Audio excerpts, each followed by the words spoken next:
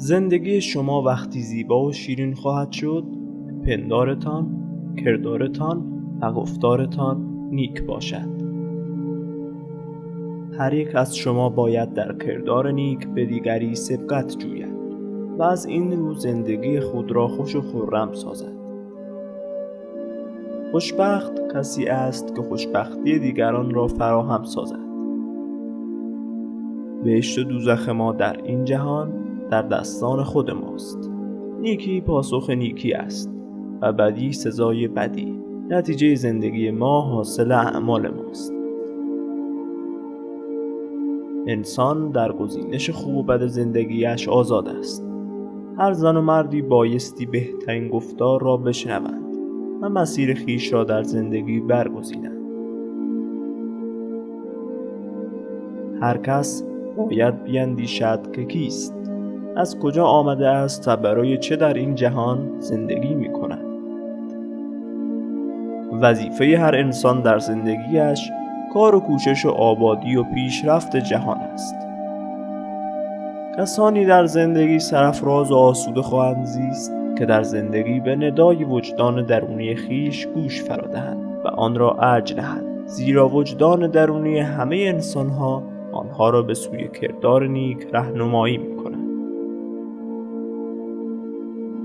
خداوند این جهان زیبا را برای شادی انسان در مسیر نیک آفریده است. انسان به هر چه که اراده کند خواهد رسید. اندیشه آدمی سازنده زندگی اوست.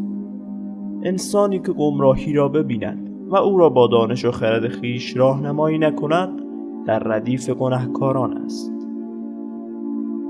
همسری که برای دخترت برگزیدی به او معرفی کن، ولی انتخاب نهایی را به دست خودش بسپار. بهترین زندگی دو جهان برای کسانی است که نیک بیندیشند و پارسایی را سرلوحه زندگی خویش کنند. شریف ترین دلها دلی است که اندیشه یا آزار کسان در آن نباشد. نیکی و سود خویش را در زیان دیگری مخواه. خداوند بی نهایت است، بلا مکان و بی زمان، اما به قدر فهم تو کوچک. فرمان خوب ده تا بهره خوب یابی. هنگامی که همه یکسان فکر می کنند دیگر کسی بیشتر نمی اندیشد. دلیل شادی کسی باش، نه قسمتی از آن، و همیشه قسمتی از غم دیگران باش، نه دلیل آن. من آینده را دوست دارم، چون بقیه عمرم را باید در آن بگذرانم. راه جهان یکی است و آن راه راستی است.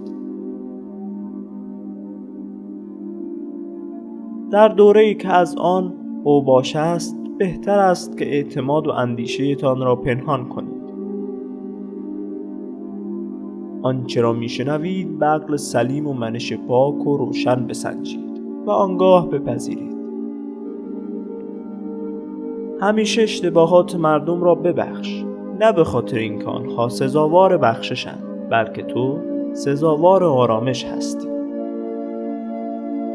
کار نیکی که برای دیگران انجام می‌دهید وظیفه نیست، بلکه یک نوع لذت است که برای شما سلامتی و آرامش خاطر برمغان می‌آورد. بردباری هنگامی خوب است که مبدأ منزهی داشته باشد، وگرنه در مقابل بیدادگری بردباری ناتوانی و ناتوانی مقدمه نابودی است. کسی که بر نفس خود غلبه نکرد بر هیچ چیز غالب نخواهد شد. اگر کسی را دوست داری به او بگو، زیرا قلب‌ها معمولاً با کلماتی که ناگفته میمانند میشکنند. خوشبختی از آن کسانی است که خواهان خوشبختی دیگران باشند. عشق نمیماند، انسان‌ها هستند که عوض میشوند. خورشید باش که اگر خواستی بر کسی نتابی نتوانی. شریف ترین دلها دلی است که اندیشه آزار کسان در آن نباشد. فاش نکردن اسرار مردم دلیل کرامت و بلندی همت است. عاشق عاشقی باش و دوست داشتن را دوست بدار. از تنفر متنفر باش و به مهربانی مهر بورز. با آشتی آشتی کن و از جدایی جدا باش.